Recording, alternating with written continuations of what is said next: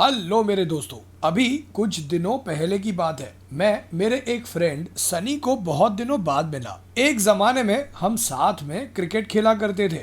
वैसे सनी मेरे बिल्डिंग के बगल वाली बिल्डिंग में ही रहता है, लेकिन उसका और मेरा बिजी स्केड्यूल होने के कारण हमारा ज्यादा मिलना नहीं होता। सनी एक बहुत ही नॉर्मल दिखने वाला लड़का है, बहुत ही सिंपल कपड़े पहनता है, काफी पोलाइट है बात करने में, हम्बल है और हाँ डिपेंडेबल भी है। बातों बातों में सनी ने मुझे बताया कि अभी कुछ दिनों पहले उसके पिताजी ने मुंबई की एक बहुत ही एक्सपेंसिव टावर में 3 बेडरूम अपार्टमेंट का घर बुक किया है, जिसकी वैल्यू करीब 3.75 करोड़ के आसपास है। वाओ, कांग्रेस सनी, मैंने उसे कहा। अब ये बात सुनते ही मैंने सनी को पूछा कि यार फिर ये घर जिसमें तुम फिलहाल रहते हो उसे कितने करोड़ में बेचा? तब सनी ने कहा कि नहीं, ये घर पिताजी रेंट पर देने का सोच रहे हैं और इस घर से जो रेंट मिलेगा उस रेंट को हम नए घर का मेंटेनेंस देने के लिए यूज करेंगे, क्योंकि नए टावर का मेंटेनेंस थोड़ा ज्यादा है और घर का खर्चा चलाने के लिए डैडी के पास एक और कमर्शियल प्रॉपर्टी है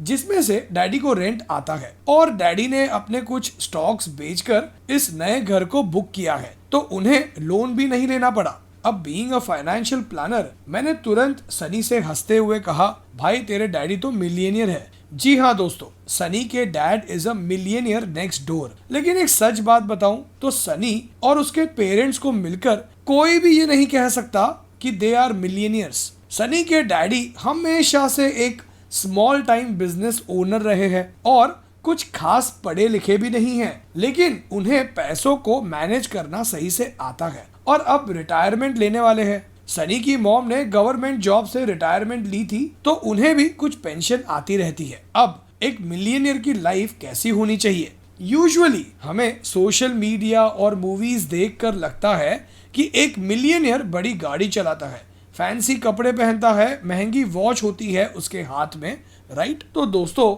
द मिलियनियर नेक्स्ट डोर के ऑथर ने जब इस किताब को लिखने से पहले रिसर्च करना शुरू किया तब उन्हें भी कुछ ऐसा ही लगा और इसीलिए अपने रिसर्च को उन्होंने यूएसए के ऐसे जिप कोड वाले एरिया में जाकर लोगों से मिलना शुरू किया जहां ज्यादातर हाई इनकम अर्न करने वाले लोग रहते हैं। लेकिन अपनी रिसर्च के दौरान जब उन्होंने लोगों से मिलकर उनसे क्वेश्चंस पूछना शुरू किया तब उन्हें ये रियलाइज हुआ कि इन लोगों की इनकम तो अच्छी खासी है, लेकिन इनके पास कोई खास वेल्थ अक्यूमुलेटेड नहीं है। और ऐसे लोगों को ऑथर इस बुक में बिग हैट नो कैटल कहकर बुलाते हैं। और फिर ऑथर ने ऐसे लोगों के साथ इंटरव्यू सेटअप किया जिनका बैकग्राउंड सनी के डैड जैसा था, सिंपल दिखने, पहनने और बोलने वाले लोग, जिनकी इनकम का तो पता नहीं लेकिन वो नेट वर्थ से मिलियनियर है। Friends, the millionaire next door मेरी पर्सनल फेवरेट बुक है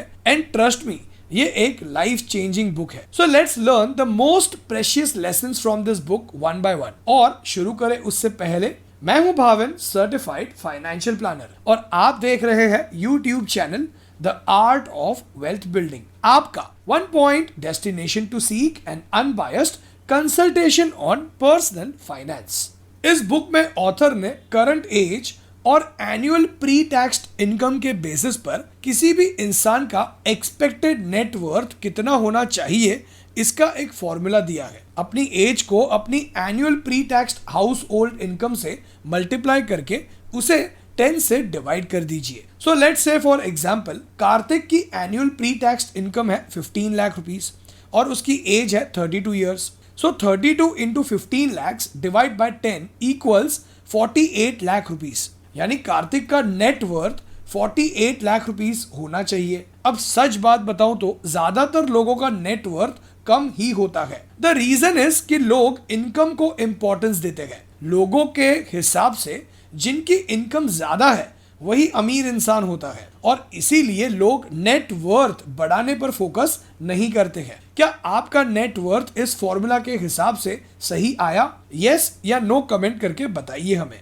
इस बुक में ऑथर ने लोगों को उनके नेट वर्थ के बेसिस पर दो हिस्सों में डिवाइड किया है। First is PAW, that is prodigious accumulator of wealth, and second is UAW यानी under accumulator of wealth. Prodigious accumulator of wealth वालों का नेट वर्थ उनके एक्सपेक्टेड नेटवर्थ से ज्यादा का होता है और अंडर अक्यूमुलेटर वालों का नेटवर्थ उनके एक्सपेक्टेड नेटवर्थ से कम का होता है और ज्यादातर रिच PAW की कैटेगरी में होते हैं। और अपनी रिसर्च के दौरान ऑथर को अमीर लोगों की कुछ हैबिट्स के बारे में पता चला और इन हैबिट्स को फॉलो करके आप भी वेल्थ अक्यूमुलेट कर सकते हैं। So let's understand them one by one. लेकिन इन्हें समझे उससे पहले friends, rich people have their financial plan in place. उन्हें पता होता है कि महंगाई बढ़ने के कारण उन्हें अपने फ्यूचर फाइनेंशियल गोल्स के लिए कितने पैसों की जरूरत पड़ने वाली है और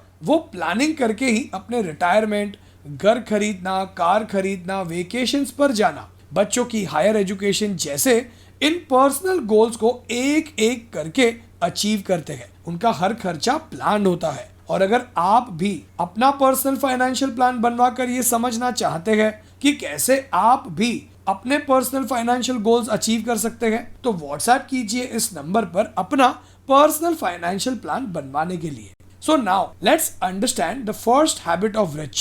They are frugal. I am sure आप किसी ऐसे इंसान को तो जानते ही होंगे जो सब्जी वाले के साथ 1 रुपए के लिए झगड़ा भी कर सकता है, या फिर कोई इंसान 2 रुपए बचाने के लिए 5 किलोमीटर दूर की सुपरमार्केट से सामान खरीदने जाता है बिना ये रियलाइज किए कि उसका टाइम उसके पैसों से ज्यादा कीमती है और जो 2 रुपए बचाने के लिए उसने अपने बाइक का पेट्रोल जलाया उसकी वैल्यू कई गुना ज्यादा है। Well, I am sorry to say, but ऐसे पेनी पिंचिंग को फ्रूगल नहीं चीप कहा जाता है। फ्रूगल का मतलब होता है प्राइस के कंपैरिजन में वैल्यू को ढूंढना। आपके रेफरेंस के लिए मैंने फ्रूगल वर्सेस चीप के बीच का ये कंपैरिजन चार्ट शेयर किया है। अगर आप चाहे तो इसे पढ़ सकते हैं। हर इंसान को अपनी रियलाइज्ड टैक्सेबल इनकम को रिड्यूस करके अनरियलाइज्ड इनकम को बढ़ाने की कोशिश करनी चाहिए। अनरियलाइज्ड इनकम से मेरा मतलब है स्टॉक्स पर जब तक आप प्रॉफिट बुक नहीं करते तब तक वो अनरियलाइज्ड प्रॉफिट होता है और उस पर कोई टैक्स नहीं लगता, या प्रॉपर्टी को जब तक बेचते नहीं है तब तक उस प्रॉपर्टी के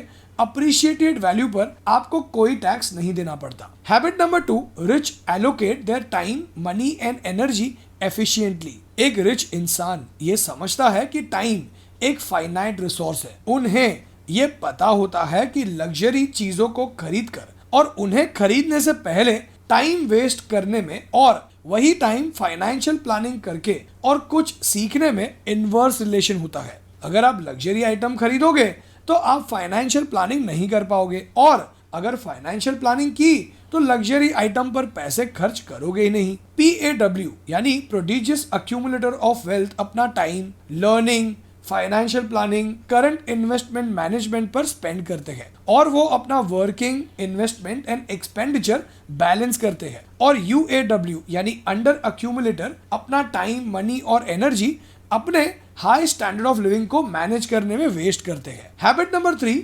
financial freedom is more important than social status. PAW और UAW दोनों हार्डवर्क तो करते हैं, लेकिन PAW का एंड गोल होता है financial freedom and simple and highly efficient lifestyle. लेकिन UAW हार्डवर्क करते हैं सो दैट वो अपना सोशल स्टेटस मेंटेन कर सके और अपनी लग्जरी के लिए बोरो किए हुए लोन्स की EMI समय से पे कर सके। PAW यूजुअली सिंपल लाइफस्टाइल होने के कारण ज्यादा खुश रहते हैं, लेकिन UAW यूजुअली स्ट्रेस्ड रहते हैं as they are one paycheck away from being broke. Author के अनुसार जो सिंपल कार यूज करते हैं उनकी इनकम कम होती है लेकिन नेटवर्थ ज्यादा होता है। Habit number 4, economic outpatient care. Research के दौरान एक सच ये सामने आया कि जितना ज्यादा वेल्थ पेरेंट्स अक्यूमुलेट करते हैं उतना ही ज्यादा पैसों को लेकर डिसिप्लिन उनके एडल्ट किड्स होते हैं। लेकिन ऑन अ कॉन्ट्ररी, जो पेरेंट्स अपने बच्चों को मॉनेटरी गिफ्ट्स देते हैं और सपोर्ट करते हैं उन पेरेंट्स की वेल्थ कम है कंपेयर टू द पेरेंट्स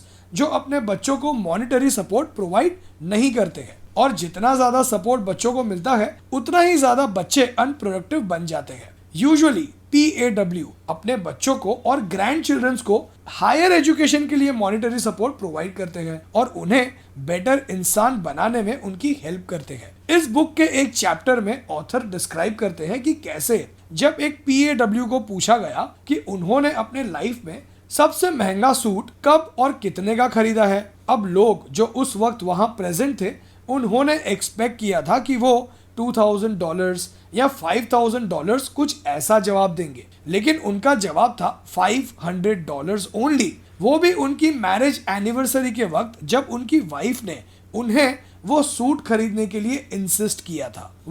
अब मैं खुद ऐसे लोगों को मिला हूं जो अपनी आधी सैलरी महंगे सूट्स बनवाने में खर्च कर देते हैं। एक और शॉर्ट स्टोरी जो इस बुक में ऑथर शेयर करते हैं, जहां एक इंटरव्यू के दौरान कई सारे मिलियनियर्स आने वाले थे और तब इवेंट मैनेजमेंट कंपनी ने मिलियनियर्स के टेस्ट को कंसिडर करते हुए काफी महंगे वाइन्स, शैंपेन और एक्सक्लूसिव कुजीन अरेंज किया था। लेकिन ज्यादातर मिलियनियर्स ने वहां बेसिक बियर और बेसिक वाइन्स की डिमांड की, एज उन्हें आधे से ज्यादा ब्रांड्स के तो नाम भी नहीं पता थे और कई सारे नाम को तो वो प्रोनाउंस भी नहीं कर पा रहे थे। ये बुक काफी डिटेल्ड है और मैंने ये किताब 2 बार से ज्यादा सुनी है, एज हर बार इसमें कुछ नया सीखने मिलता है जो पहली बार में समझ नहीं आया था। तो मैं आपसे रिक्वेस्ट करूंगा कि आप भी ये किताब पढ़िएगा जरूर और इस वीडियो को लाइक करके मोटिवेट जरूर कीजिएगा और भी ऐसे वीडियोस बनाने के लिए। और हाँ, अगर आपकी मेंटालिटी PAW यानी प्रोडिजियस अक्यूमुलेटर ऑफ वेल्थ वाले इंसान की है और अगर आप अपना पर्सनल फाइनेंशियल प्लान बनवाकर ये समझना चाहते हैं कि आपको अपने फ्यूचर फाइनेंशियल गोल्स को अचीव करने के लिए कितने पैसे चाहिए होंगे और आपको अभी से क्या करना होगा, तो व्हाट्सएप कीजिए इस नंबर पर अपना पर्सनल फाइनेंशियल प्लान बनवाने के लिए।